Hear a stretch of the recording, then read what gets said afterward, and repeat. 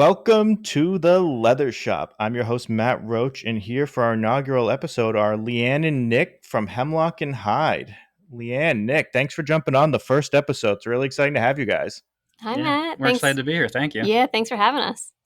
So, you guys are like the perfect mix of like everything. You guys have awesome design skills, like crafting skills, business skills, like everything. You guys kind of just check off all the boxes. Um, so we, are lucky enough to, know you guys outside of, the podcast and seen so many things. But I'm sure to kick this off, we should probably say how you guys got into leathercraft to be, the rivals to LVMH that you are. You know, how did you guys get into leathercraft? The House of Hemlock and Hyde. Yeah, I wish. Do you want me to? Yeah, do it. All right, I'll try. I'll try to be succinct. We all know I can't do that, so I'm sorry. But so how we got started. So Nick and I met back in college. We both went to the University of the Arts in Philadelphia for illustration. So that's how we kind of met. But obviously, going to an art school, all of our friends, family know that we're creative people, we're makers, we like to make. And so a good friend of ours at the time, so Nick and I were living together, and our friend of ours was working at a local shoe store. And they had put in this beautiful window display of these vintage leather hides. And when the display team came in to take it down, he just asked them, like, what do you guys do with all that after you're done with it? And they're like, oh, we're just going to throw it out back in the dumpster. And he's like, what? Can I have it? Like, I feel like I know some people who can maybe do something with it. We were those people. We were. So unbeknownst to us, our good friend Ben shows up with a trunk load full of leather hides, vintage leather hides. And he's like, you guys want this? And we're like, yeah, yes, we do. Thank you. I don't know what we're going to do with it, but let's take it. And so we, in our little, 2-bedroom apartment, we had one bedroom as like an art studio. And so we stored all these hides in there for quite a while. They actually ended up moving with us from that apartment to our first home. And we like made little things here and there. I've known how to sew since I was a little girl. My mom is a sewer, a quilter. So she taught me when I was like 8 years old at home with the chicken pox. So I've known how to sew for a long time. And I first started off making some tote bags with leather bottoms, but that was before we got the leather from our friend Ben. So that was pretty much the only experience I had working with any sort of leather. It was definitely chrome tan. It was really soft and mushy. I had no idea what I was really doing as far as it as like a material. I just ran it through like my home industrial machine that Nick had given me for Christmas. And so that was kind of like my whole knowledge base. And then one winter in our new home, I had some free time. I had taken some time off work to do a project on our new house, and whatever I needed to complete the project was back ordered. So now I had all this time on my hands, and I'm just not someone who can sit around and do nothing. And so I was like, oh, I got all that leather. Like maybe I could do something with that. And so the first thing I made with that leather were these hand-stitched leather catch-all bowls that you would like put by the door, throw your keys in, that sort of thing. And the inside was kind of lined with a vintage bandana.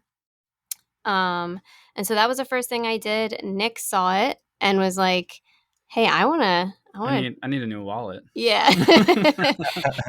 So yeah, I made a couple of wallets and I made a knife sheath, and it really, I don't know, something about it really spoke to me. It felt really good to make something.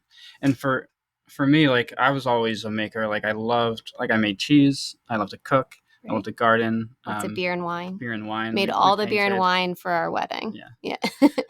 Hold the phone. You made all the beer and wine for your wedding? Yeah.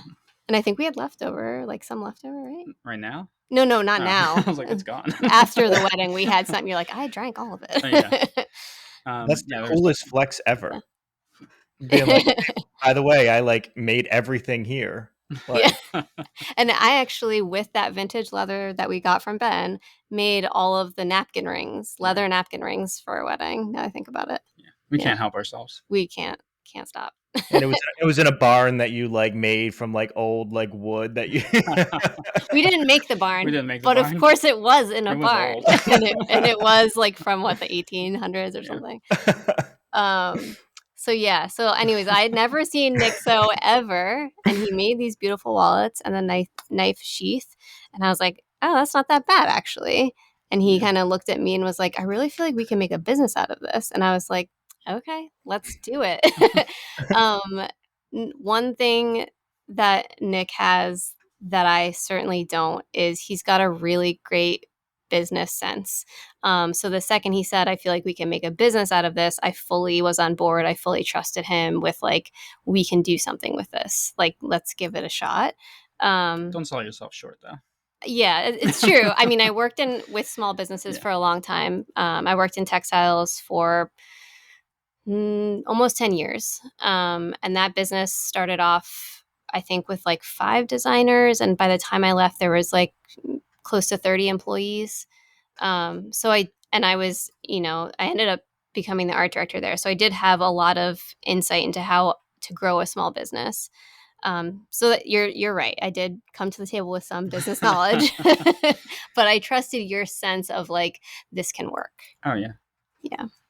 You're so like complimentary. Like my wife would never be like that. Like nice. I feel like since we met, she's always said that she like doesn't want to give me too many compliments because she doesn't want like my head to get too big. So she like has to like kind of like keep it like in check. She's like, Okay. okay, you could use a compliment here, but like then we're gonna bring you back down. Like, Right. That's your one for the month. Hold on yeah, to Yeah. yeah, exactly. Until you have too high of a self esteem, like we'll bring you back down, and it's like a balloon. Right. Um, Well, we are in business with each other, and so we have to like, keep it at like a pretty high level. you have to keep yeah, you have to both believe. You have to drink the wine Nick's making over there. Exactly. And tell them it's really, really Yeah, good.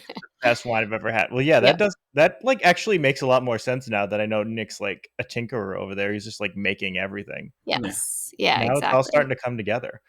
Um, that's so funny. So you just immediately knew leather was like the material you wanted to like. Was it a big jump for you to leave like the textile world that you were in and like go to a whole like kind of like Yeah. different thing? Like, was that It like a kind huge of yeah, because textiles can be a broad term, but as far as what we were actually doing, we were designing prints for the fashion world, that were mostly like hand painted and then manipulated in, say, Photoshop or Illustrator. So it wasn't like the physical like weaving of a textile or how that works, though I have a lot of that knowledge as well. It was all about like the actual print design that's applied to the fabric.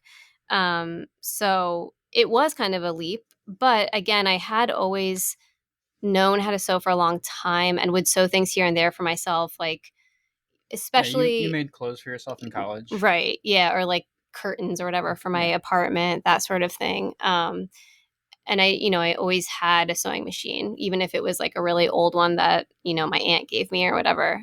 It was always there, and I was always kind of messing with it as things came. But the actual leap to leave my job was a bit fueled by the fact that we had a brand new baby. And childcare is super expensive. Mhm. And unbelievable? yeah, it's ridiculous. And so we're kind of like, well, we had kind of already started the business because we started the business technically. I would say our business kind of slow rolled. We didn't Yes. we didn't jump into it 100% like when we started. Yeah. And not to say we didn't take it seriously. It's just Keep the day job yeah, keep for the a day while. job for a while. Yeah. So I think This was an opportunity to really look at what we were doing and yeah. make the decision if we wanted to keep doing it or not, basically. Right. Basically give it the test run that we felt like it deserved. So at that point, we had kind of really started our slow roll into the into the business in the beginning of 2016, I want to say. So we'd given ourselves, or maybe it's probably the like end of 2016, and then we actually became a business in August of 2017. Mm-hmm. And then July 2018 is when I actually quit my job. So we were kind of just side hustling for a while, for about like a year and a half. Mhm. And then once our son came, we kind of realized again how expensive childcare was, all that stuff. We had some decent success with the business and what we had been doing with it, and I was like, well, I want to at least stay home with him for a year, like the first year of his life, and like let's also give this a good go of Mhm. it with Hemlock and Hyde, and kind of and see what we can really do. And that first year went really well, so we just kept on going. God bless you to have the, like, energy after having, like, a kid to, like, start a business. Like, when, like, our little guy was born, like, we like, I just if I could, I just, like, fell down on the floor and just slept. Yeah. Like, I didn't even try to do anything productive. You're over there, like, starting a business, and I'm, like, laying on, like, the kitchen floor, like, praying to sleep. Well, part of it too, I think, was like a little bit of like, I feel like taking care of a newborn is a lot of, uh, you're feeding them, you're changing them, they're sleeping. There's a lot of like, it's a lot of energy, but it's also a lot of kind of almost doing nothing. And Yeah. so, and again, I'm the type of person I just have to be doing stuff. And so I kind of felt like anytime he took a nap, instead of, I know I was supposed to be sleeping, but instead of sleeping, I was in our workshop making stuff. I mean, that I get it. Like, and some people, like, you got lucky, like, our situation was much we had, like so it was like he would just, like, cry for hours and hours, like, it was Yeah, like and that is so Yeah, it true. It depends on the depends kid. on the kid, and we did get lucky. He was a decent, I wouldn't say he was the best sleeper, but he was a decent sleeper. He would take naps and that sort of thing. So I feel like we took once he was born, I probably took how many months you think before I really started working again? It's probably a few months. Yeah, probably like 3 or 4, I wanna Yeah, say, of really just, like, it's getting to all a know blur at this him point. Come on. and his routine and, like, how when he would take naps and things like that, and then I slowly, would start to do things as I could. and then, Um like, as they get older, you can bribe them with TV and treats, Right. like, it gets much like, right now, like, mine's watching Netflix downstairs, so, like Yes. We have a very similar situation going on in our house currently. yeah. So, it's like you're always kind of, like, teetering, like, like, you have to time your bribes appropriately, like, Yes. it's a slippery slope. So, yeah, that's how we start our day. We've been planning for the 10:30 time all morning of when he could watch TV. There Yep. was many conversations before we started to make Yeah. sure we understood each other. Telling him we have a business call seems to work. He seems to understand the seriousness of Yeah. that Maybe he has your for business whatever mind. reason. I could see Um, that. it Yeah, works. Yeah. mine doesn't, like, he just now he's just older, but, like, before he'd be like he'd just walk in, like, there'd be, like, episodes where we'd either cut him out or just let him chat. Yep. Like, Yeah. we had, like, no idea, and for anybody who has no idea, I'm saying because I have a sneaker podcast, and, that's what he would walk in, not like me just having a podcast with myself, because nobody would listen to that. And my wife laughs. She goes, "I don't know why." Like, my wife doesn't even listen to me, so I don't know, like, why random strangers would. Like, it kinda makes me laugh. Like, at Well, one she point, there was, like listens to you all day, right? So, yeah, well, it's 6 and 1/2. Like, she probably yeah. listens more than, like, I think, Right. and she just knows I don't listen very well, so, like, she's like, "Alright, I know I told you, you just absolutely do not listen." Um, Probably because 'cause I'm just, like, wandering around the house doing God knows what. Um, so now this is where you are now. What is your favorite part? Like, after doing it Mm. for what, 5, 6 years now, 5 officially, 5 officially. what is your favorite thing that you still do, like, of the craft? But, like, and it can be, like, something you do on your bags day to day, or it can be just something you like doing as a part of it. Like, what's your favorite thing? For me, it's always gonna be designing new stuff. Like, that is there I mean, there's parts of it that always can be It's a problem. frustrating. It is a problem because I keep designing new things, and he keeps looking at me like, "What are you doing? We cannot have more products." But yeah, for me, designing something new is always the most fun, the most exciting. I like the problem solving. There is something to be said of like once we have a bag in production and I've done it, enough times that it almost becomes second nature and I don't actually have to think anymore. I just do it without thinking at all. And that's kind of nice too because it becomes very meditative and a place where I can actually think. But as far as like the actual craft, what I enjoy the most, it's designing new bags and new items. Yeah. What about for you? My answer is really boring. I like it when it gets to be on autopilot. I like getting it to that point where Mm. it's as efficient as it can be, and He then we likes can move on to the next efficiency. thing. Yeah. Efficiency is Nick's That's my deal. thing. Yeah. So Well, you're like, I also think that you enjoy finding the other ways that we can be efficient Oh, for sure. and putting those into place. I think that's something that Just makes because you I've very weirdly completed a excited. process doesn't mean I'm not going to go back to it and fix it later. Yeah. Yeah. I feel like that definitely is from like your background too, like your Mhm. professional background, 100%. like that just seems like it's like completely like your business background is like built on that, which is kind of cool. Yeah. Yeah. It's Um, true. Well, and I I'm mean, envious of your to design skills, like both Oh, of you. Like thank you.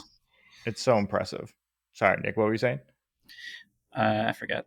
That's all right. It's gone. It'll It's come like back. it's like rule number one. You're not supposed to like interrupt the guest, and I'm just like jammering in there. I'm like, ah. Um, but I think that's like the most overlooked part, though. I think people assume when you, especially Mm, if you're making small leather goods, you just put a couple pieces in a wallet, and even wallets are far more complex than it's true. just like a basic card holder. Yes, it's like a couple pieces, and you can do that, and that's not crazy. But there's thought to it. But like when you get to like bags and things like what you guys specialize in, there's far more thought that goes into making something that's sustainable. You have to think about where the pressure points are going to be, where Yeah. there's what Mhm. thickness you're going to do, what D rings or hardware you're going to use, or like there's just so many variables that go into it that I think the average person doesn't think about. Yeah. How did you go about doing that? Like when you created like your first bags, like did you know already because of your background like how to approach those things, or did you learn on the fly with that? It was a bit of both. Like I said before, I had made some, and like when I say some, I want to say 3 tote bags that had leather bottoms. The top, like 2/3, were just vintage fabrics that I had around. So I did have some experience in that, and I think just like having experience in sewing and putting any sort of garment together gives you a large knowledge background that you probably don't even realize you have Mhm. about construction. So then it almost really becomes about getting to know the material that you're using more than anything. And Yeah. like, I think we all have a base knowledge that we kind of like what you said, we don't realize we have, like just as Yeah, consumers. Like you go to a true. store, you look at a bag, and you know what you like, or you know what you don't like about it, and you can incorporate that to something else. Right. And that could be anywhere from like the visuals of it to how it actually functions. Yeah, or into what breaks. Right. And it's funny that you bring up like the difference between doing a wallet and doing a bag because although I actually think we're coming back to it, we don't, well, we currently have one quote unquote wallet available to purchase, but it is also a wearable wallet. So it's practically like a very small bag. Um, but I think one of the reasons I kind of steered away from doing wallets and really loved doing bags was the variable, Mhm. because it's so much easier to design something unique and but also so totally functional in a bag because of the variability and like all the different things you can do. A wallet, I mean, Yeah, got look at the men's wallet category. It's just it's all very it's probably similar. 3 different wallets you can get. You can get a bifold, you can get a card holder with 1 or 2 pockets, and you can get like a trifold. Yeah. And like It's the true. ability to really make that stand out is a lot harder. Right. Not to mention it's something that's pretty much always either in a bag or in a pocket, so you don't really see it that Yeah. often. Whereas a bag is something that you're wearing all the time. People see you wearing it unless you're Mhm. like weird and wearing it under a coat or something. And a bag can kind of straddle like pure function and design together versus like a Right. wallet or a small good is usually mostly It's functional. mostly functional. But there's a lot to that too, because you have to be able to, fit cards in there that aren't going to just fly out when you take the card or take the wallet out. It's got to be able to close. It's got to be able to fit in your pocket. Mhm. There are a lot of things to it, but it also kind of like can really constrain your design ability to make it something unique. And so that's definitely why we got more into making bags rather than wallets. But like I said, I do think now we're going to come back a little bit to wallets. And Well, that's because you found something new yeah, to add to that conversation. It's not right. just It took a long time for me to feel like, oh, this is exciting. Even if it's not like that super duper unique, it's at least it's different enough. it's different enough that I feel like it's worth adding to what we've got. And I think that's important too. And I think most people, when you're first getting out, like you want to, kind of just take a pattern, make something, hone in on your skills. Right. But it's hard to add, like to Nick's point, a different type of wallet. You can add different shapes and you can do all these things, but at the end, there's only so many pockets and so many things you can fit in a very small front or back pocket of your pants. Like there's Right. only so many things. Like I think women's or not even just women's, but like unisex wallets that you're Yeah. going to either carry or things like that. There's so much more variability. Well, you just botched that word. We But know what you meant. yeah, so like you can do more just because there's more square footage. Like there's just more Yeah, space to like be creative. I think that's the hardest part of the wallet segment is there's really not a lot of real estate you can change. There's a it's finite true. amount of like space you can use. Right. And there's a lot of bag history. So like That's true most too. bags were produced for a specific reason or for a specific design reason. And when you get into like all those fun little details is when you can try to set yourself apart. Right. Yeah, and I think I guess another reason kind of why we were so focused kind of off the bat on making a unique product rather than like getting a pattern, honing your skills, because we actually never ever bought a pattern that I know of, right? Right. To like do anything with. We immediately just started making unique things that even if they weren't like overly unique, like let's say a tote bag, and we didn't buy a pattern and make it, and there's absolutely nothing wrong with that. But I think the reason why we were so focused on that specifically was because we of our backgrounds, especially in illustration, there was always this like this one point that they always harped on was you have to be unique. Like your work has to stand out for, a an art director to choose your artwork to go into a magazine or whatever it might be. And the same thing kind of went for textiles as well. So Well, and when you're making a painting, you're making something that the world hasn't seen before. So like that's just like an innate, I think, skill that we learned from school. right, it was all about finding your style and honing it and making it unique enough that people would recognize it if they saw it and they didn't have to necessarily see your signature on it to know that it was yours. Mm-hmm. So that was basically we were taking that same concept and trying to apply it to bags. I think that's like the perfect way to look at it too. And I think that also kind of differentiates the people who are trying to make a brand and a business Yeah. versus the hobbyist. I think Yes. the hobbyist just enjoys it to make things. Like you enjoy Right. The the craft. craft of it. You enjoy just making things. A lot of Totally. people who, get into woodworking or leathercraft or blacksmith, like people they enjoy it because it's a way for them to kind of it's the same thing as people watching sports or TV. Yeah. It's a way to relax and it's something that like brings you joy. Right. And I think on that point, like if it weren't for Nick, there's a very good chance that's exactly what I would have done. Just made them forever as like a Yeah, hobby. just made them for fun because I am the type of person who can do that. Like I do enjoy the process of just making. I think that's also why I enjoy like the designing so much. Designing something new is like the most exciting part. However, there is still that piece of me that really does enjoy the business end of things and like making something that's new and exciting and like actually seeing other people enjoy it rather than just making it for myself or a friend or that sort of thing. But I do think without Nick, it never would have ever been a business, or at least if it was, it probably wouldn't have been very successful. And that's also how it's why the reason why Nick and I work so well together, or why our business seems to be successful, I think, is just because we tend to fill in each other's weakness. Like his strengths are my weaknesses, and vice versa. And so yeah, I think I probably would have been a hobbyist if it hadn't been for him. I'll send you a copy of this, Nick, so you can just like listen to all the nice things. Like one day she's just gonna be like really mad at you, which it could be today for all we know. And you could just listen to this and be like, oh, this is really nice and sweet. She does love me. There's something there. Yeah. But that's also like a really important thing to have, that you guys like complement each other. Cause it's funny, like when you talk about the things that you lack versus, it's like the same thing with my wife as well. Like the things that she's extremely good at, I'm Yeah. terrible at. Yeah. Like I can't like do those things. And it's like, and my mind doesn't work in that way that you guys does, in the sense that like design things, like I'm very like black and white and literal. Hmm. Like, Mhm. and it's an occupational hazard because I work a lot with like numbers. So it's like, Right. it's very like everything just fits, Yeah. you Yep. know? And Nick has always been so like helpful for things. I've been working on trying to make a crossbody bag just to Yeah. like, 'cause I forget my keys and my wallet and everything everywhere. Yeah. So my wife's like, we just need you to like have something so you stop losing crap. It's like just out of sheer like we don't want to like find, and luckily I don't run out of wallets because like I've made so many, like if I lose one I just rinse and repeat, like I just grab another one out of a drawer that I've made.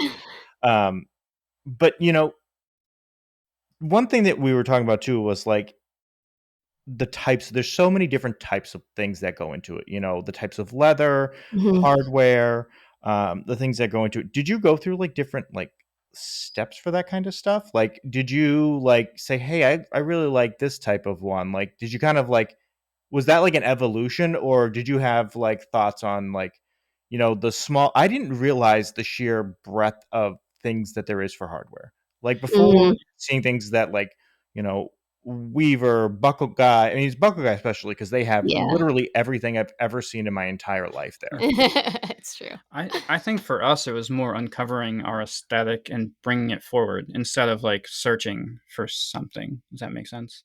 Yeah. Or like, I almost feel Because like we I think kind we of knew knew. brass was what Yeah. we were gonna do from the very Absolutely. beginning. Like I was like, silver, no thank you. Yeah. And so it was almost like I knew what I wanted it to look like, and then we just had to find the stuff to make it happen, Yeah. kind of. Um, and so yeah, I think because really the first like few bags we made are still designs. Now they have evolved. I'd say the piece where we really evolved in, or like kind of was like a slow coming to, was how we finished our Yeah. edges. Finishing work for sure. Yeah. But I'd say like the general aesthetic of it, the type of leather, the types of shapes, um, even the types of strap, like straps to a point, and the hardware, we kind of really knew almost off the bat. Sorry. No, that, see, right there is like parenting in a nutshell. Did he I he don't either know. A, fell off the couch, Possible. B, Pinched. I feel like he might have pinched something based on yeah, that scream. yeah, that, or you know what? Yeah. Or that seems like it could be something where you stubbed a toe. Hmm. I've had that toe one before. Yep. Um, yeah, that's for anybody listening right now, I think every parent who's listening can Yeah. 100% That was a Understand it's yawn. fine. Jesus Christ. Oh my god. Sorry. that was a, well, for everybody wondering, he's okay. It was a He's fine. yawn, He was tired. Are you serious? Yep. All right, well, glad he's safe. He's just trying to give us a little heart attacks. It's fine. It's fine. Also, just keep in mind there is a chance our groceries will be delivered within this time frame. So Jeez. I, that could happen. Giving you I love that. I feel that. like that's what is going to separate us from everybody else. There's not going to be really a lot of like, this is going to be like a real life show. Like, this is what happens. Like, if we call it short because of groceries, I feel like that's the That's as way it real as it really gets. should be. Yeah. Like, that's the way it should be. So, wow. So all right. So we're talking about edge paint. Yes. And it's funny because I thought that was going to be the one area I was going to fly in. Like, I thought that was going to be super Mm, easy for me coming from custom sneakers. Like, that was not going to be a problem at true. all. True. Yeah. Vastly different.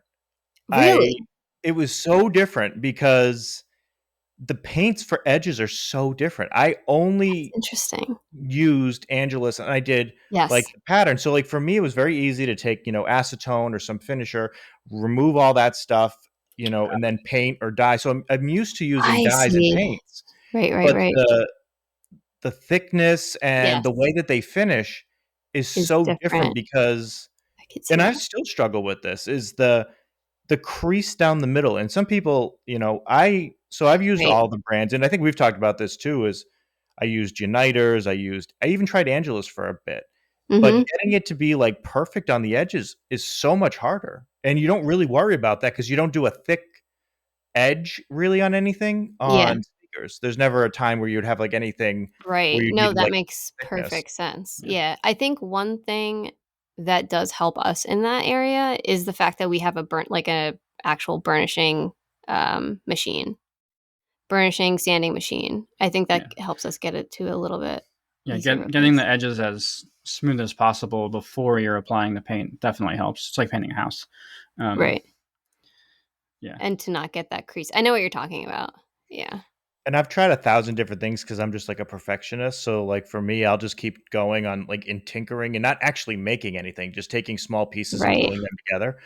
Um, but so far, and it's funny, I just bought like this massive set of the Giardini ones because I Yeah. finally think I found like the one that That you like, like. yeah, and Yeah. I'm like, okay, like this is what I need. So now I can start crafting the colors that I want because I had a huge collection of colors and I had having Angelus has so many colors. So now I Yeah. can start making the things that I want, and I still use painting. Like I still air spray a lot. Okay. So like my like leathers all like air spray, and um, That's cool. it's kind of a interesting thing because you can like do so many different things that nobody really does with just a natural veg. Yeah, You see yeah, some yeah. people like Matthew's done it a little bit, and some Yep. other people. Um, but to me, like, I love doing that kind of stuff where, like, those paints I understand, but the edges is a Right. whole different ball game. So I'm, like, sitting there tinkering with colors, and it's a very expensive thing that you can screw up. Like, yeah. Yes, that's you very can true. screw up, like, a $10 bottle in, like, 2 seconds. Yeah. Well, yeah. I mean, like for us, we apply a lot of edge paint at the end sometimes. So Yeah. like the pressure's on to get it right. Yeah, exactly. That's very Mess true. up a whole bag. Yeah. Yeah. Yeah, I've definitely done that before. Luckily I haven't done it on a bag. Well, I was gonna edge paint. I did the Greta one. So for anybody wondering, Nick and Leanne do have some patterns on their website if you ever want to take a shot at one of their designs. And I made their Greta bag for my wife, and she loved it, but she also could have just been being very kind. I don't know. But I was too scared to paint the edges because I was like, if I screw that up, I can't go back and hand stitch that again. Mm, Like I would have a heart Yeah. attack. It took yeah. me so many hours to do that gusset. Uh, so I just burnished it like you said. I just like sanded it and just, used Yeah. like Tokonol or something. But And just burnish it real good. Hey, Yeah. Tokenol does yeah, the job. Yeah, absolutely does. Yeah. but that is like the most stressful part. Um, Yeah. so, and also if anybody's wondering, anything that we talk about at the end of the episode, I usually put links in there for stuff if you're trying to find it. Oh, yeah. Um, but what would you say is the one tool and machine that changed the game? Because I know they're kind of interchangeable. Like I think tools and machines are vastly different.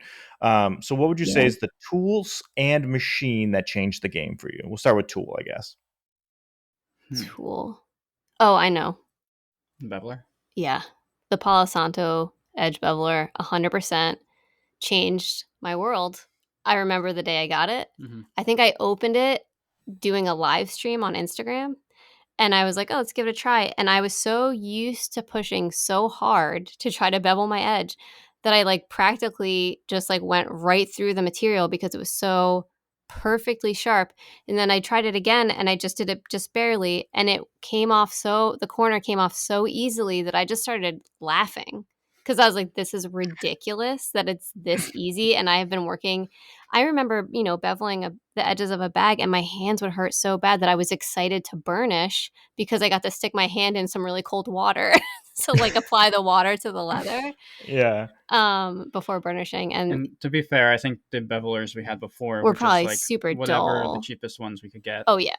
because Yeah, we I didn't know think any most better. people did that too. Yeah. Yeah, of Like course. starter ones, and they're fine for starting out, Yeah. but they get dull much faster. Like Yes. And we'd probably been using them for like at least Several years. yeah. And probably never sharpened them either. So getting that Palo Santo I was a dream. It's hard not to talk about the sewing machine, the Cobra Class 26 Yeah. for this because like we knew early on like hand stitching, like you said, takes a long time, Yes. and we knew if we wanted this to be like a business, like a real business, Yeah. we needed to get some volume, which included getting the industrial sewing machine, so we got Yeah. that pretty early. We did, and I think that's a place where a lot of people are kind of surprised by. Mhm. But while we absolutely know how to hand stitch, and because of other reasons, I'm learning how to do it even more recently. But um, we because after making the first few items that we ever Mhm. made the decision like this might be a business, like this could be a potential business. We very quickly decided to invest in the sewing machine into the Yeah. Cobra Class 26. And We had gotten an antique Singer that's Patcher right. machine before this, just to try it out, and Off of Leanne like really wanted it, eBay. so that's what happened. Listen, I Um, like vintage machines. it was really cool though. It had like a They work. 360-degree turning radius. You could basically It's just very do cool. whatever you want with the thing. Yeah, But the bobbin was like the size of my pinky. it was so small Um, because it was meant for like patching shoes yeah, back in the not for day. making bags. No, But we kind of cut our teeth on that machine, and then we're like, we need to upgrade. yeah, didn't last long. So I'm on the other end of the spectrum. Like you guys, like watching you, so you make it look way too easy. Like you just like cruise along and make it look beyond easy. Where I just got it last week, and Mhm. I like can't even start to say like how like just nice and helpful Dave and Heather were at like Yeah. Machine Co. They're Like they are awesome. like beyond sweet. Like I would have yelled at me like for just being annoying. Like I even Yeah. found myself annoying.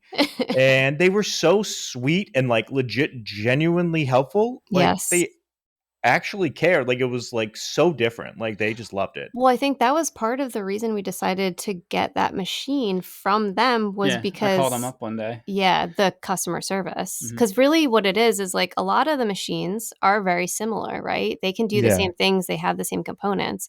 And so then it truly comes down to like the customer service. Is the customer service there to help you when you have a problem, Mhm. to help you set it up for the first time and figure out how to use it? Yeah, ours came completely calibrated for what we wanted to do. And Yeah, that's amazing they do that. yeah. Yeah.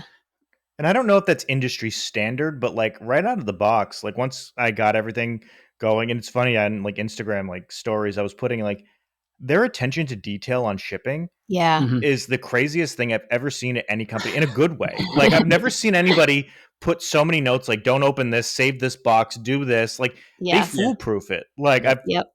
I loved it. Like I was so impressed that they actually like did that. They're like, oh, Um this one's for Matt. yeah. Yeah, they're like, "Oh no, Make not sure you this put a guy." lot of notes on this. Yeah. They're like he's a special kind of breed of idiot. Um and it's funny cuz like out the box, like I'm doing stuff, but it's like there's so many little intricacies that the Mhm. sewing machines, and they're different too. Like that's the one thing that I know. Like I used to like sew with my grandmother, and Yeah. I had a sewing machine. I know how to use it. And this one is so different. It's so much more complex. Like there's Yeah. so much to it. Now, did you guys get the EPS and the flip down like edge guide? So it took us a while because for some reason Leanne resisted the edge guide, and I was like, "That's the dumbest thing I've ever heard." So I just bought it. I did resist for a very Um, long time, but once we got it and I like practiced with it, I was like, "Damn it, this is amazing." but we didn't get the EPS. I can't remember if it was like brand new when we were buying it or what, Mhm. but we do not have that. What But is if we the get another EPA? one, we'll probably just get it. It's just the automatic needle positioning. Oh, yeah, yeah. Gotcha. Yeah, and it was very easy, but like, the funny thing is I'm still like kind of learning. So I'm tinkering with getting it so that it finishes in the exact position you want so you can pull Mhm. the product out. Yep. Right. Because you have to get it like in That that rhythm. sweet spot because it's Yeah. great because it either pulls it all the way up, which Or is all the way great for down. pulling your product out, or it pulls it all the way down. Right. And you can set it at any point. Like you can have it stop like, 3 millimeters lower based on Right. like how you calibrate it, which is That's fantastic. But crazy. it's very difficult to like figure, like, you know what I mean? Like you have to like actually really think about it and like tinker. And I think that's with any of these industrial machines. You Mhm. have Mhm. to go into it with a level of like patience and understanding that it's not like buying a $200 machine from a local like seamstress store or sewing store. Yeah. It's Yeah. just Well, so many more moving pieces to it.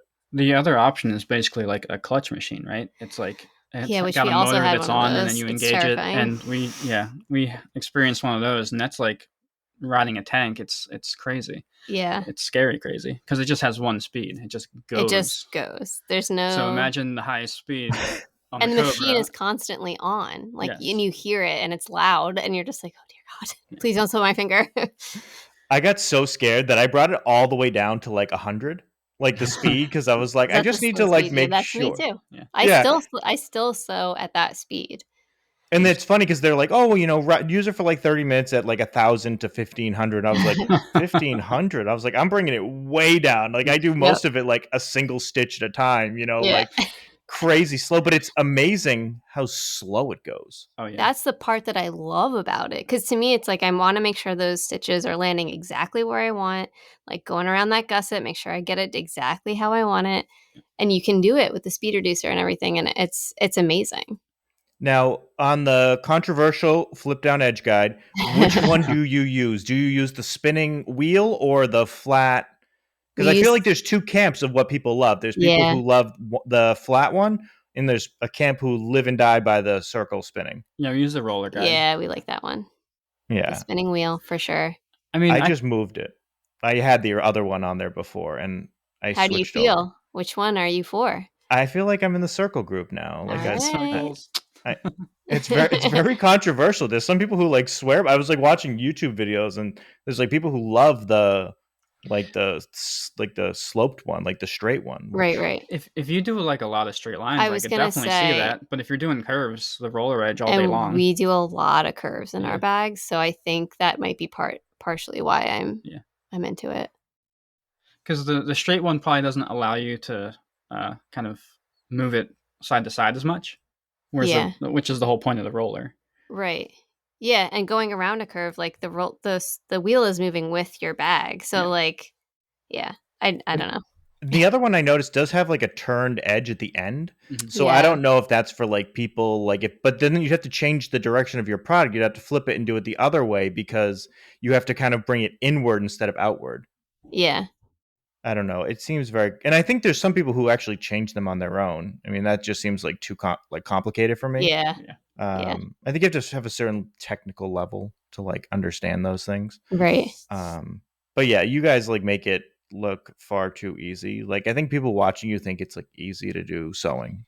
No, It's I'm not. sure that it is definitely more difficult. And there are certain bags that like I hold my breath on when I go around. You know what I mean? Yeah. Or like certain times will like Nick will be filming me because he'll start You're like, don't do it. not right now, not right now. This is not a good time. I'm in the thick of it. Yeah, like Yeah. please don't film this really quick. It's usually for like a newer bag, just because you're getting into the rhythm of it. Yeah, it's either that or just a really tight yeah. corner or like part of the gusset that's a little trickier, that sort of thing. But yeah, no, that Those machine are does handle it all though. yeah, and it's gonna take me like months and years. So like I apologize in advance for every guest I talk to that is going to be like, all right, Matt, like I'm done teaching you. Like you need to just like figure it out on your own. And I saved a ton of scrap leather just so I could practice Yeah, because otherwise I'm not going to like want to like leather's way too expensive to just sit there and just like ruin leather for like practice purposes. yeah, Yeah, definitely. I mean, just like a regular machine, doing straight lines and practicing curves is super helpful. Practicing that front tack, back tack. Yeah, I think that's probably the hardest Yeah, I do too. to get down right. Yeah. Yeah, so I'm slowly getting there, but I mean, it's going to be like 6-8 months before I actually do that. So, it's fun. So if anybody's interested in doing that type of work, reach out to, Dave or Heather. They're super, super nice. And they're part of the kind of consortium that we've built of all the companies who are going to be, partnering with the podcast. So I think it's also great that companies believe in just competition. There's just something noble about it. Like that shows they actually believe in their products, that they're like willing to like be a part of something with their competitors. I don't know. I feel like that just you're not going to see like Adidas and like Nike being a part of something together. Right. That's so true. Like I don't know. I guess there's clearly like a belief in what you do and what you make. So And I there's room for everybody too. yeah, because I think Yeah. each company does things different. Yeah. So you know, I want to know, and I know people always ask this because there's always people who are thinking about going out on their own. Mm, What is the best and worst part of being, a small business owner? mm. Ooh. So many parts. So the best and worst to me is kind of similar, right? Technically, you have the freedom Mm, to do whatever you want, but you also don't at all. right. So you're beholden to like your customer and the process you have, and And the work you have to nothing get changes done. unless you change it. So, Right. which is I like that part a lot, but like it can be tiring when you're just like, I just want this to work. Yeah. Um, Yeah. Yeah. I mean, I think the best part for me is that the aesthetics of everything is driven by us. mhm. And because that is something that is so important to me and to Nick and so ingrained in us that we get, because we come from a visual background, it is the thing that we want to be able to apply. And like working for any other company, you learn their aesthetics Yeah, and you their learn brand standards. to right, you learn to apply it. And so like the fact that we get to make all of those decisions, I think is my personal favorite part. Or and then also just the general freedom that you can have owning your own business, when you get up in the morning, when you start work, when you finish work, that sort of thing. But again, that's also it's a freedom, but it can also go the other way. Like I can also work myself to death sometimes just because I'm like, why, if I get ahead of this, then everything else will be easier, even though that's probably not always true. Yeah, the list never goes away; it just gets smaller. Yeah, and then it gets bigger again. So That's true. but yeah, worst part, what do you think? I mean, it's just that I mean, the risk is all the on you. risk. It's all Yeah. on you. It's all on you to make it happen, and to make something that people are going to hopefully love. Hmm. Like yeah, it's the risk of it all that you have to be okay with taking. Well, you work a normal job, you get a steady paycheck, Right. and this is not that way at all. It's No. some months are great, some months aren't great, Yeah, and you have to be prepared to deal with that. and you have to be disciplined to figure out if you can make it through the standard months. Right. True. Oh yeah, and in retail especially, it's cyclical. Like, you have your busy Yes. seasons, your holidays are always really busy, and then, after the holidays, it's probably slow because everybody's paying off all the debt from the holidays. Right. And then it, picks up again, and then people go on vacation, and then it picks up again. So it's like Yep.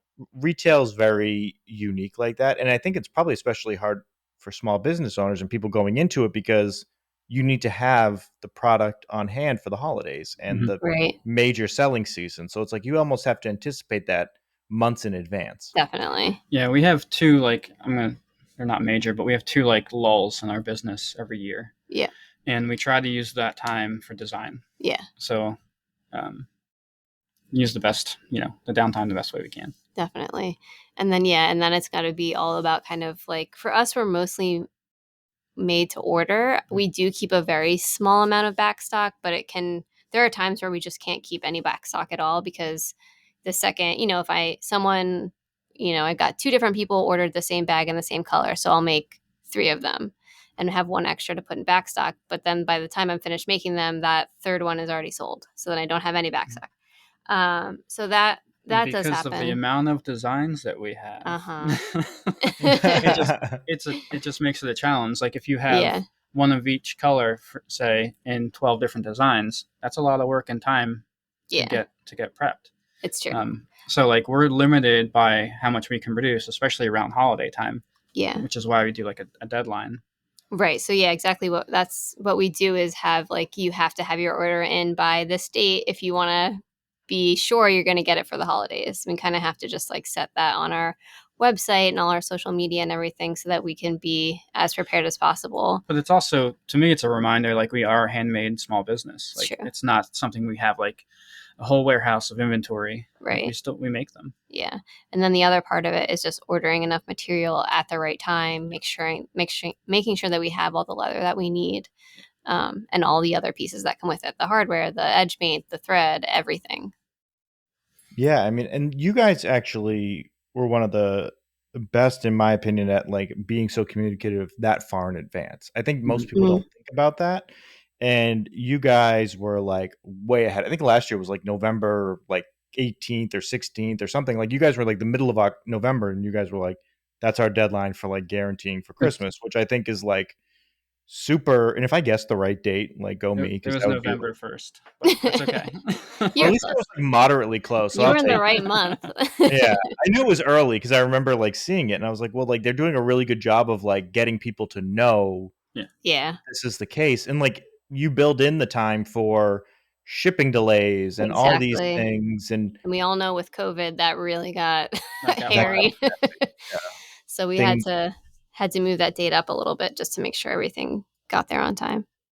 That's one of the hardest things too. Like with shipping, it's gotten to be crazy, but like, and your products are probably like a bigger gift for somebody for Christmas. Like, Yeah. it's like, Mhm. your wife, your girlfriend, or, husband or whoever you're buying it for, it's probably a big part of their gift. So it's like you Yeah. want to make sure that gets on time. So that makes sense that you guys go so far in advance.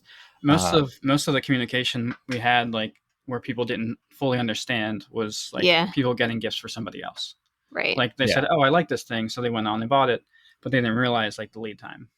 Yeah. It's usually like, let's say, a husband or a boyfriend is buying it for their wife or girlfriend. The girlfriend mentions to the husband, I Yeah. want this bag, or I really like this bag. But But the husband he's doesn't not know about familiar our with us. business. Yeah, Yeah. Or that we're handmade or made to order. So, yeah, And then that's he's like typically ordering in December. He's like, hey, can you get it to me right. next week? pretty much. Exactly. So that's typically where the breakdown happens. But we also try our best to put it as many places as we can on the website without it being ridiculous, Yeah. so that people understand. I feel like I would be like the complete opposite. And if like there's like that like husband or boyfriend that forgot and it's like late, I'd be like, oh, I can totally prioritize for you, but it's an extra like $1,000, and I'll like I I would mean, totally. that's not a bad idea. We did consider Rush, but That's right. that gets a It slippery slope gets though. yeah, you don't want to put anyone else out who like followed the rules. Yeah. Yeah, like I would totally just be like, all right, like $1,000 and you'll get it, or like I would just like And I see like won't sleep you tonight. have that. It's like you kind of just want to be like, you know what? It's either your girlfriend's gonna be really mad because you screwed this up, or like what's $1,000 among friends? So I would totally do that. Um, you know, if you're back to 2016, 17, Mhm. Leanne and Nick, Yeah, kid what do you free. tell? Yeah, that also feels like a foreign world to me. Like I can't imagine what life is like without kids. I don't know. No. I still have a little, like, thought of what it was like, but I can't apply it anymore. Nope. Like people who sit there on like a day off and just like hang out, Yeah. I don't like, and I don't know what that means. And also, if I'm home by myself, I get like nervous jitters. Like I don't know what to do. That's Like I Nick. almost like I kind of just like stand there and freeze because I'm like I know I'm supposed to be doing something, Yeah. Yeah. That but Nick I is don't like know that. what to do. It takes me almost like a long time to like decompress from that alone. And then by the Yeah, time I'm ready to do something, We're it's like walking back in the door. everyone's back, and I'm like, oh, cool. Yeah. that was a great like two. And it's funny because they're like, "Oh, what'd you do? We were gone for 2 hours." And it's Yeah. like, well, I sat in that chair for about 90 minutes of it, and Yeah. then I worried went to about the it. bathroom, had a sandwich. Right, exactly. It's like I don't understand like how people do. God bless. I like miss those days, Oh, but like my goodness. I think about it often. the quiet, like, and Ugh, especially during COVID, like people who had like quiet. I've never envied anybody more in my entire life than people who had 100%. quiet during COVID. 100. I'm like, "Man, that must have been so nice." And, like, I can't even imagine being bored. I don't even know what that is I kind of because want to be bored. yeah, I would love to be bored. When does that happen? Like, I wanna go There's back to being like a 10-year-old just bored out of my mind, yeah, like, "Mom, I'm staring at the bored." clouds. Yeah, exactly. No, that's not a thing it's not I a thing remember I I know. used to, like, stare. Is that the delivery? Not sure what that was. I think that was I think that was just Wes. yeah, he's messing with something. Toy or So something. yeah, so then it's another part of parenting. When you walk upstairs, you have to, like, see that, like, you don't know what happened. Okay. You see? There He's it got is. some thoughts on it. He's got some thoughts on what he wants to do. Uh, Maybe he just wants to come design something. He has. He made a bag that together we worked on. And it was actually really, really fun getting, he calls them bogs. He can't pronounce them correctly, so he calls, "Are you making bogs, mommy?" And so we made a bog together, and he punched the holes, and we even printed his name on it, and then I made it so that he could basically lace the bag together. Oh my And god, that's so cool. yeah, it actually worked out really well. He really loved it. We filmed it, him and I making it together on like a time lapse, and people were asking like, "Oh, when can I get that kit to make that with my own kit?" I'm like, "Oh, that would be so cool. Maybe one day we'll add that in."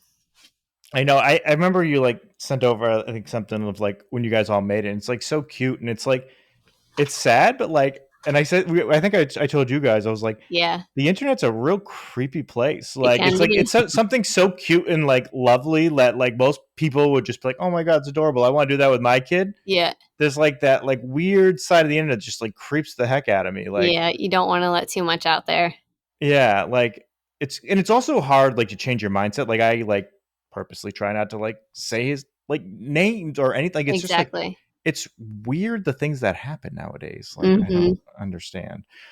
So clearly on a very positive note. Um, you know, so kidless you Yes. starting out, what do you tell yourself that you know now? I Hmm. think, I mean, it's almost like just do it earlier, like start earlier. Start. Yeah. But I think that we're very practical. Like when the business tells us to do something, we do it, and like we kind of let that guide us. Um, we have a strong vision for what we want to do, but like if say we do something and it doesn't sell, like our customers then told us they don't want that, right? Right. So we're very quick to change direction if we have to. Hmm. So like we probably just if we would have started sooner, we could have Yeah. been a little bit farther along at this point. But I I I feel don't like know. the main thing is there were tools that we could have bought That's true. earlier. We could That have would have made upgraded. our lives a lot easier. True. Um, and I feel like that's like the main thing. Like the clicker press. Right. um, I think that's the main thing. It would be like buy that now. You don't have to wait. You don't have to do this like this for like hand be on top, literally on top of the table on your hands and knees cutting this out. Like get that clicker press. It will be worth it in the end. If I could like see into the future, that's probably what I would have I, told myself. I think there's a little bit of like imposter syndrome. Like some people Mm, expect a handmade good to be completely made by your hands, and like, but like hand getting like tools. Yeah. technology or like tools that make it easier for some people that are like super purist, they like kind of look down on that. But Yeah. it's it works for us. I do find that to be interesting. Yeah. Yeah. Yeah, I think like there's got to be like a level of like, you know, there has to be some intervention. Like you can't like I don't Well, know. Well, Like it's just not that's going to be also a not business. That's the it's not thing. practical because of the amount of money it would cost. Yeah. Like I don't know like how people like think something handmade is made. And I know that there's probably that misconception, but you're right. Like could you imagine if you had to do every single thing by hand? yeah, we Like would you add actually 2 zeros to every bag, like the Absolutely. yeah. price, Yeah. and that's how it would have to be It would have to be that way. to like maintain any lifestyle. Yeah. And also, to be honest, I don't actually think they would ever look as good as unless you have some sort of like Yeah. machine intervention or not just machine, Yeah. but like some sort of tool or thing that It's true. aids the process Mhm. because I think that's what makes things as clean as they Finished. are. Yeah, I agree with you. Well, yeah, and each style or way of doing it has a different place. So if you want to hand make everything, that's fine. But obviously, you're going to price differently. You're going to market differently. It's a different customer. Yeah. It's true. Yeah, you're right. It's at least 2 zeros to everything. Yeah. Yeah. Um, so I know you guys use that too. So, speaking of machines, do you do I could have swore you talked about do you guys use the paint one too? Like The edge it's painting like machine. the edge painting one. Like do you use that and do you find that like useful? Like how did you guys go into using that? Like do you still find yourself painting by hand more or So we got lucky with how we got it. Yeah. It was Matthew's, right? Hmm. So Matthew was getting rid of it, and he I think you put it out there, and we're like, yeah, we should try that. Yeah. We use it mostly for straps. It doesn't really work for us. Excuse me, for like bags. It could, I think it could, but we don't. yeah, I think it would take a lot of practice for me to get super good at it. And it's a lot of like, typically when I hand paint the edges of the bag, I do one side, I let it dry, do the other side, let it dry. But there's a lot of maneuvering that's going on with my hands and the bag and the paint so that I don't end up getting paint all over my hands and then all over the front of the bag or something like that. So if you could imagine that being sped up by a machine, it could actually in the end, and you end up ruining a bag because you got too much paint on one part or whatever, and just going around the curves of the bag, it just becomes a little more difficult. But painting straps is a giant pain in the butt. No one likes to do it, and the machine is the perfect thing to do that with. So we mostly use it for straps. Mm-hmm. Yeah, I've been really interested because I think it's one of those things that like in some like areas could be extremely useful, but I don't even know much about it. And it's funny, I was talking to the guys at Buckle Guy because they sell one of them, and I was like, I just Yes. want to come in and just learn more about it and just like talk to people about it because I don't even know about it, and I feel like there's probably a lot of people who would like benefit from it from certain aspects of what they build, Yeah. and it's just not a lot of people use it or talk about it. I think just like painting by hand, it depends on the paint you get. Like if you put a really thin That's paint true in there, too. it's going to be a challenge because Yeah, like it the way it tricky. works is like two wheels are spinning, so it just picks up the paint, and then there's also a little brush that you can take on or off to give you the right More or amount. less paint, yeah. So I think you have to play with the paint that you use and see what works best because what you currently use the hand paint might not work for the the machine. Yeah, that's very true. That's really interesting. That's I didn't really, and that's the other thing. I don't really understand how they work on the inside either. And I think they're all sort of similar, but there's different features that separate them, I think. Mm-hmm. Yeah, I think there's even ones that you can get that are actually specifically for straps where you actually pull it through and it will do both sides at once. Kind of like the edge Ooh. beveler that we have for our straps that does all four sides at once. Oh, Or that's all four nice. corners. But yeah, so I do think they make those as well, but I imagine they're probably pretty pricey.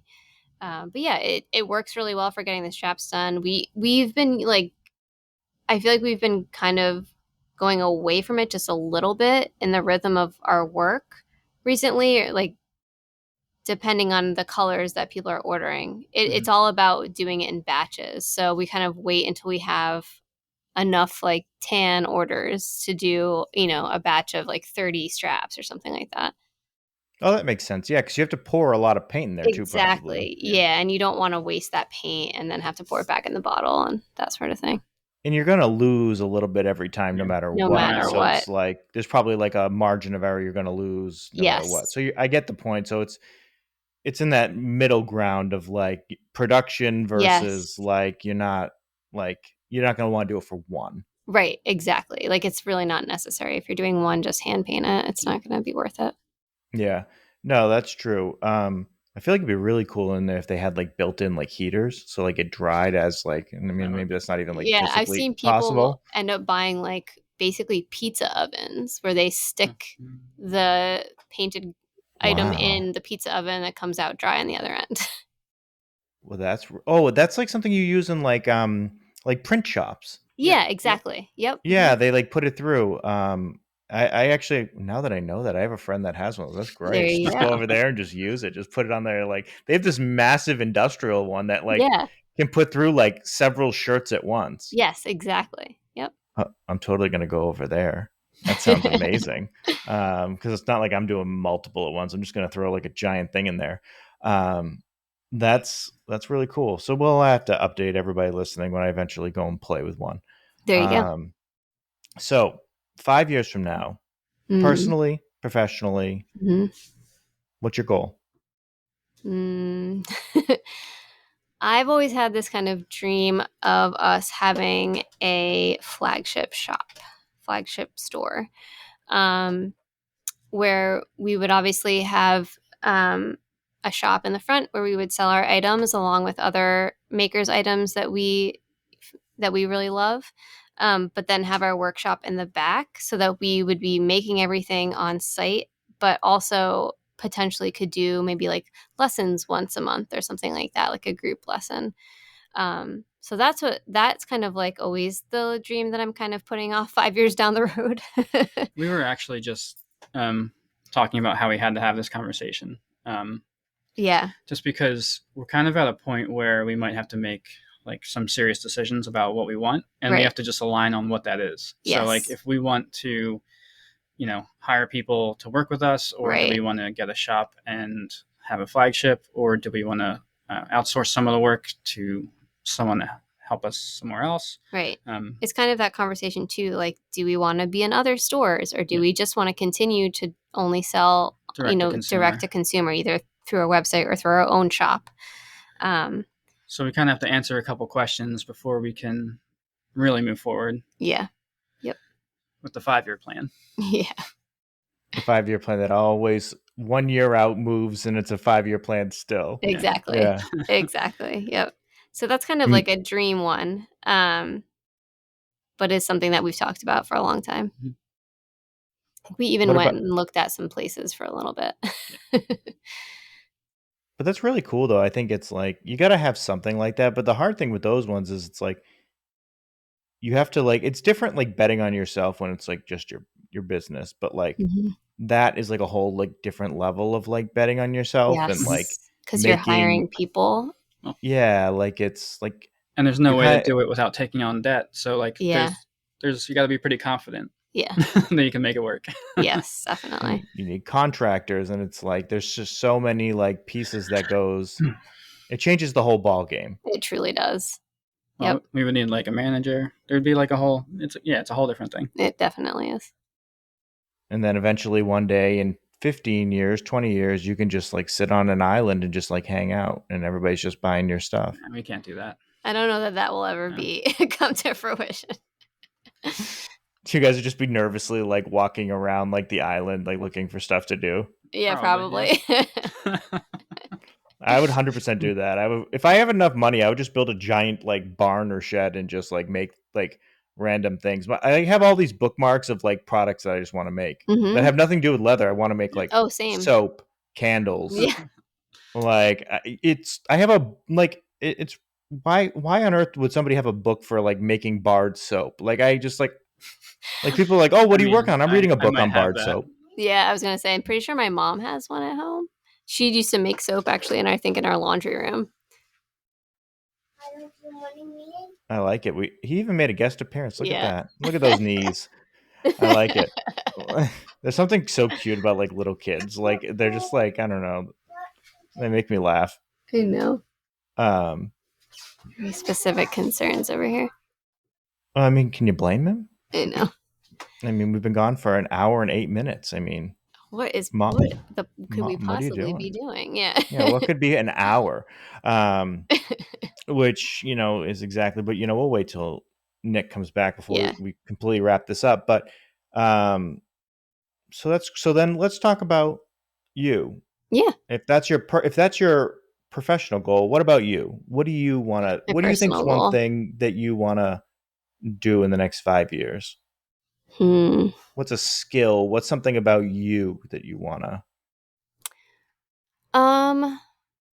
So we haven't talked about it actually at all since we've been on, but we do also make hats.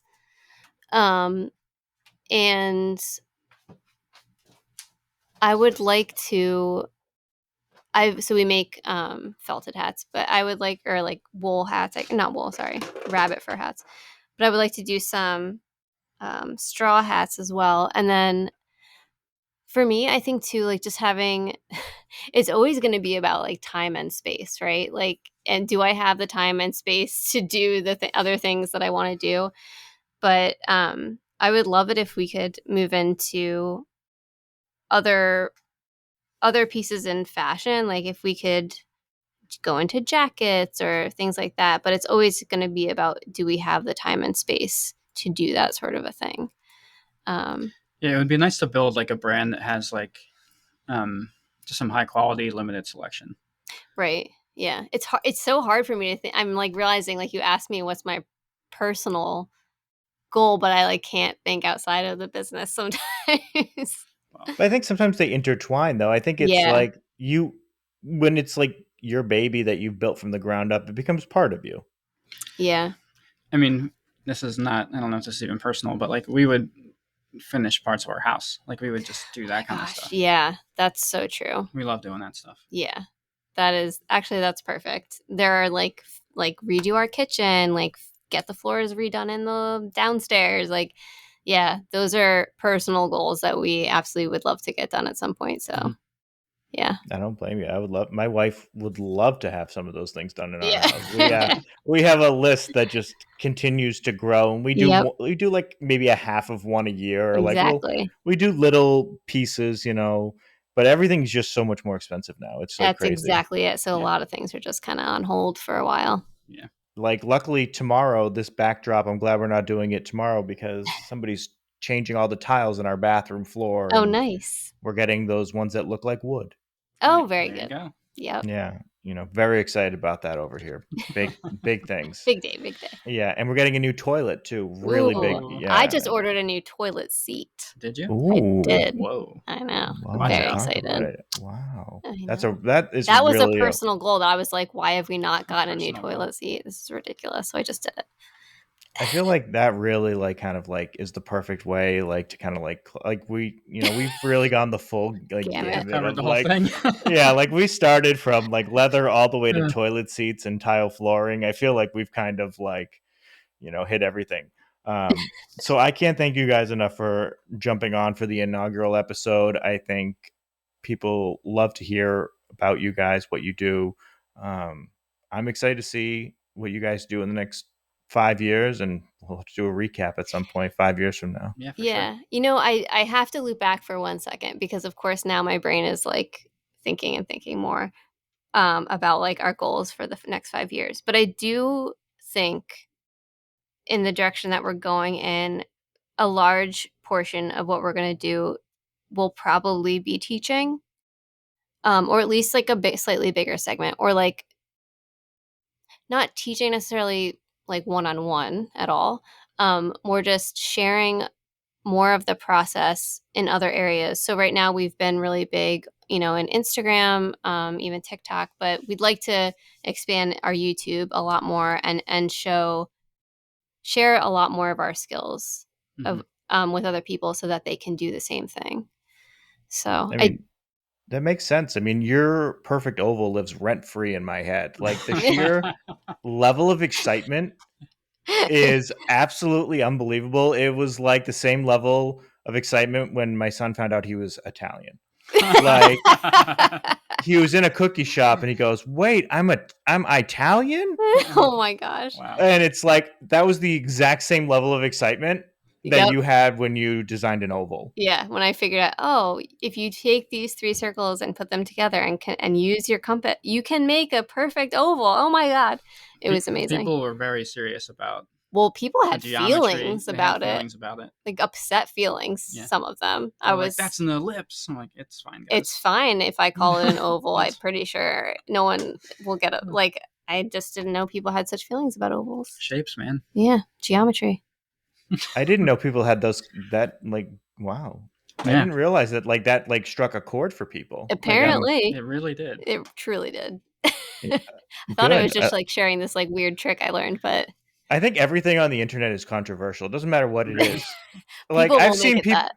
I've seen people like go off. Like I'm looking up like a muffin recipe, and there's like people yelling at each other in a muffin Yes. recipe. Yes. Vanilla is spicy. Yeah.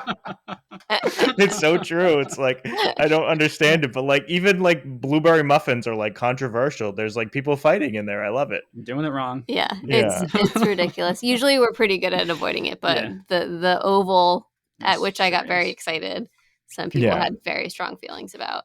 And a lot of people were very mad that like you could very quickly do that in Photoshop. I'm like, yeah, I know that. I am very aware I could do that in Photoshop and I have the skills to do that in Photoshop. It's not a problem. I was so excited that I could do it with hand tools in front of me and I thought that was fun. Yeah. Well, that level of excitement lives rent free Well, thank because you. that like is just so like it just made me laugh. But tell everybody where they can find you so they can see all the great things that you guys are making, and especially those new hats that you guys just added that we only talked about briefly. But where can everybody find you guys? Our main website is hemlockandhyde.com. Hyde is spelled with a Y. Yeah. And all of our handles are the same, Hemlock and Hyde, at Instagram, YouTube, TikTok. Yeah. Oh, love the consistency. There's just some. We just make There's it easy. We're nothing but There's just- consistent. there's nothing better than that. I just love it when it's consistent across the board. And as always, you guys can find me at I am Matt Roach on all platforms, and our Instagram for this is, I think, Leather Shop Pod. But I got to be honest, I don't post a lot, so this is new, and it is Leather Shop Pod. Look at that. I looked it up on my phone. So follow us, check it out. Thank you for joining us on the first episode. We will be back next month, first Wednesday of every month. Our episodes will be out. Thanks again. We'll catch you next month. Thanks Bye, for Matt. having us.